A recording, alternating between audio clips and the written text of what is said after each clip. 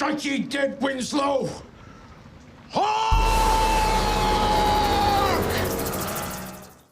This movie is almost entirely Willem and Robert on screen together, obviously. You know they're two great actors, but what was it about the combination of the two of them that felt like this is the right energy to have them bouncing off each other? You know, it's such a good question, and I still haven't spent any time thinking of a good answer. But, you know, people have said that there's ways in which they wonder, is this the same person? Is this father and son? So the fact that they both have cheekbones and noses and teeth is a good thing, if you know what I'm saying.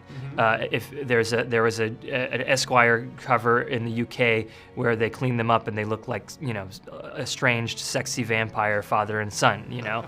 I figured we needed people who were gonna sign up for getting punished by weather and have to do incredibly challenging things like physical things, and who would be up for it? Willem Dafoe and Robert Pattinson. Plus, they're incredible actors, and who I mean, I couldn't think of anyone else who could possibly play these roles and inhabit them the way that these two gentlemen do.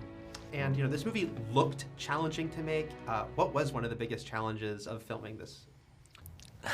It's funny. I guess it felt challenging, like working with the elements and stuff. But I mean, I think it's one of those nice little things where every challenging aspect of it fed into the character, because you're basically the same challenges you're facing making the movie are the exact same challenges you're facing in the scene, and so you're never really going against it. But you know, it's just kind of, it was like really cold and raining and stuff, but it's nice if you're I think it's more frustrating to have to play it being cold and raining rather than just like if it's just cold and raining all the time and you don't have to fake it. Right.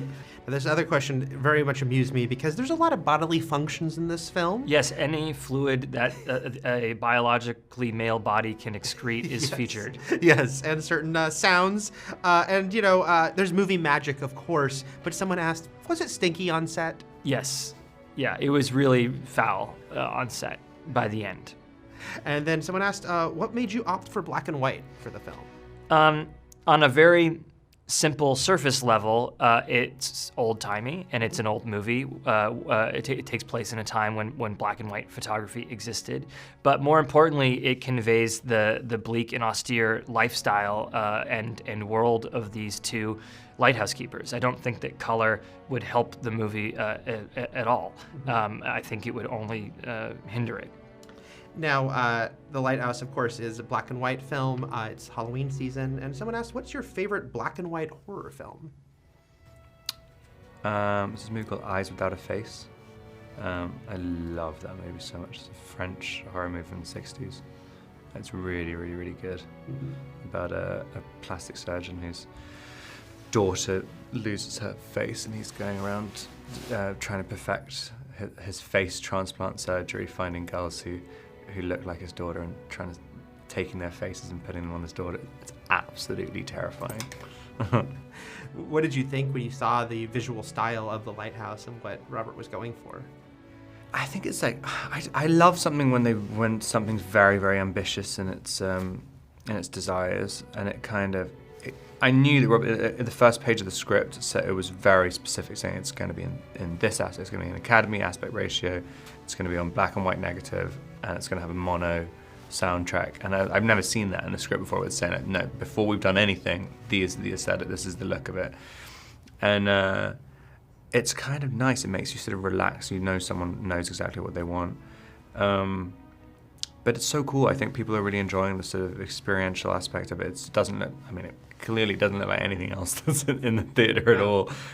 You'd be shocked to find out that a few people had some questions about a small indie movie you're going to make soon called The Batman. One person asked a question I had a very odd one, which is, what did you think of previous Batman portrayals? And I'm just curious, you want to create your own completely, but is there someone that was always like a favorite to you or just connected to you?